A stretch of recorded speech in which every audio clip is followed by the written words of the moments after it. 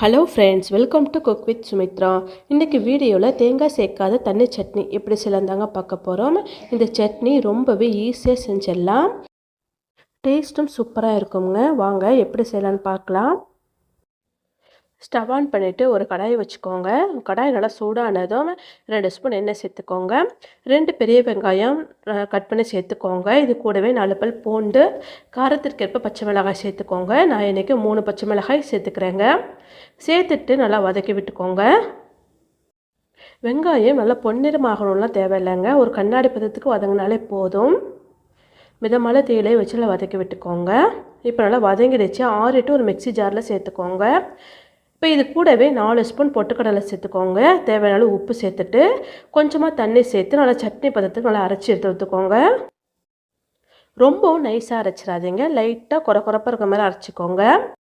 இப்போ நம்ம சட்னி தாளிச்சிக்க போகிறாங்க. ஸ்டவ் ஆன் பண்ணிவிட்டு ஒரு கடாயை வச்சுக்கோங்க. கடாய் நல்லா சூடானதும் 1 ஸ்பூன் எண்ணெய் சேர்த்துட்டு 1 ஸ்பூன் கடுகு, 1 ஸ்பூன் உளுத்தம்பருப்பு சேர்த்து நல்லா பொரிய விட்டுக்கோங்க.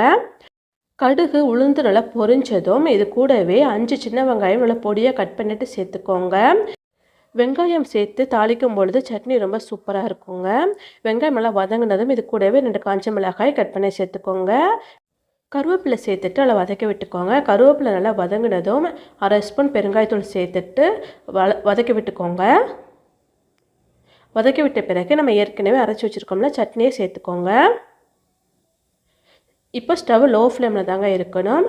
இது கூடவே தண்ணி கலந்து சேர்த்துக்கோங்க. இந்த சட்னி தண்ணியாக தாங்க இருக்கணும். தேவையான அளவு தண்ணி சேர்த்து நல்லா கலந்து விட்டுட்டு ஸ்டவ்வை ஆஃப் பண்ணிடலாம்.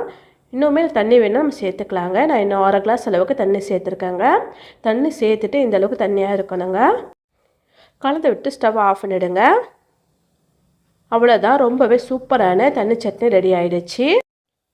தேங்காய் இல்லாமலே தேங்காய் சட்னி இதே போல் செஞ்சு பாருங்கள். இட்லி கூட வச்சு சாப்பிடும் பொழுது ரொம்ப சூப்பராக இருக்கும். ஒரு முறை ட்ரை பண்ணி பார்த்துட்டு எப்படி இருந்துச்சுன்னு கமெண்ட்ஸ் பண்ணுங்கள். இந்த வீடியோ பிடிச்சிருந்தா சப்ஸ்கிரைப் பண்ணி சப்போர்ட் பண்ணுங்கள். லைக் பண்ணி ஷேர் பண்ணுங்கள். தேங்க்யூ.